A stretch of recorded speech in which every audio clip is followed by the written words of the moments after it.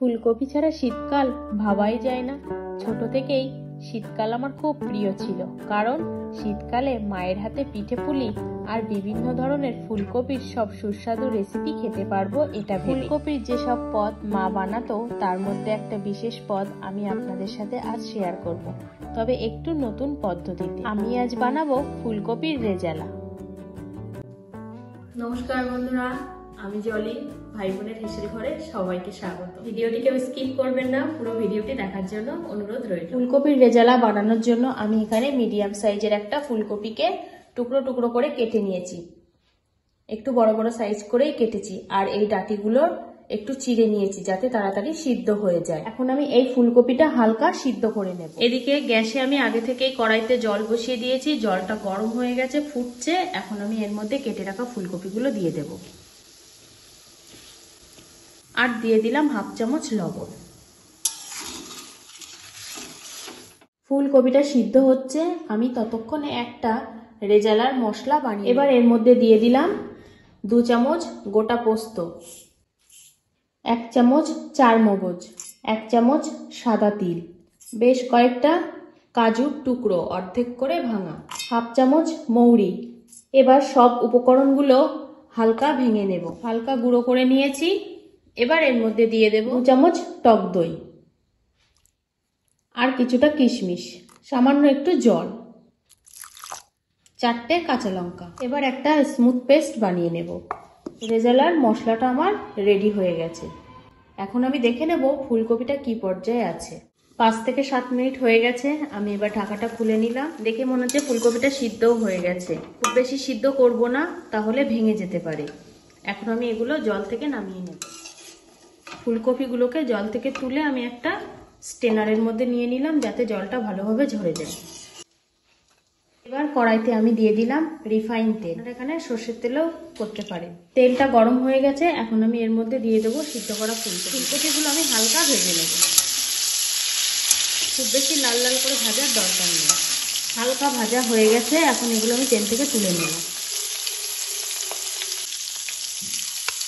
এবার আমি এই কড়াইতেই আবার 1 চামচ মতো তেল দিয়ে দিলাম। রেজালার স্বাদটাকে বাড়ানোর জন্য আমি এখানে দিয়ে দিলাম 1 চামচ ঘি।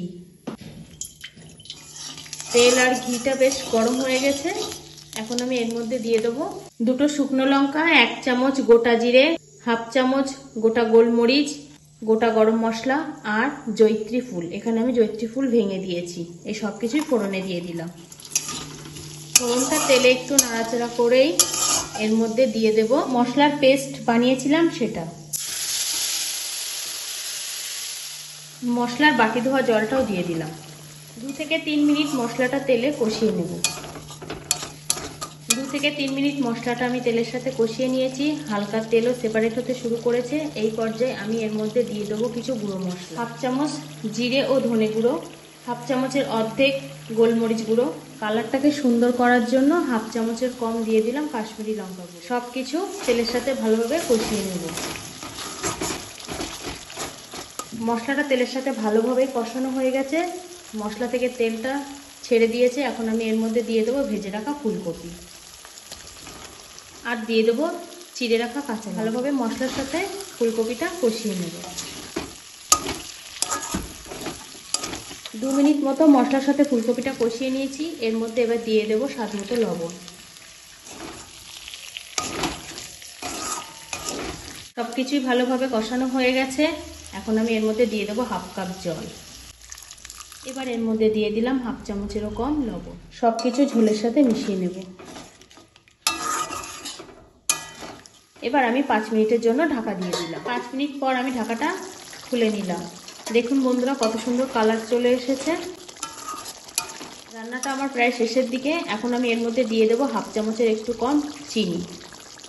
যেহেতু এটা নিরামিষ তরকারি, একটু মিষ্টি মিষ্টি হলে খেতে বেশ ভালোই লাগে। আর দিয়ে দিলাম খুব সামান্য গরম মশলা গুঁড়ো। সব কিছু ভালোভাবে মিশিয়ে নেব।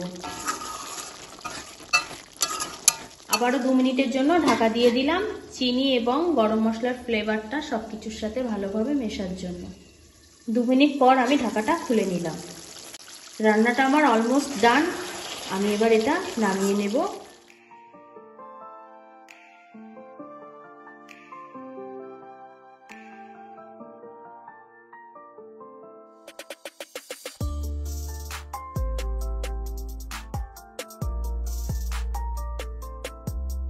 তাহলে বন্ধুরা আজকের ভিডিওটি এই পর্যন্ত। যে সকল নতুন বন্ধু আমার ইউটিউব চ্যানেল থেকে দেখছেন তারা অবশ্যই চ্যানেলটিকে সাবস্ক্রাইব করে দেবেন। যে সকল বন্ধুরা ফেসবুক থেকে দেখছেন তারা অবশ্যই পেজটিকে ফলো করে দেবেন। পুরো ভিডিওটি দেখার জন্য অসংখ্য ধন্যবাদ। আর কেমন লাগলো আজকের রেসিপিটা অবশ্যই কমেন্ট করে জানাবেন কিন্তু।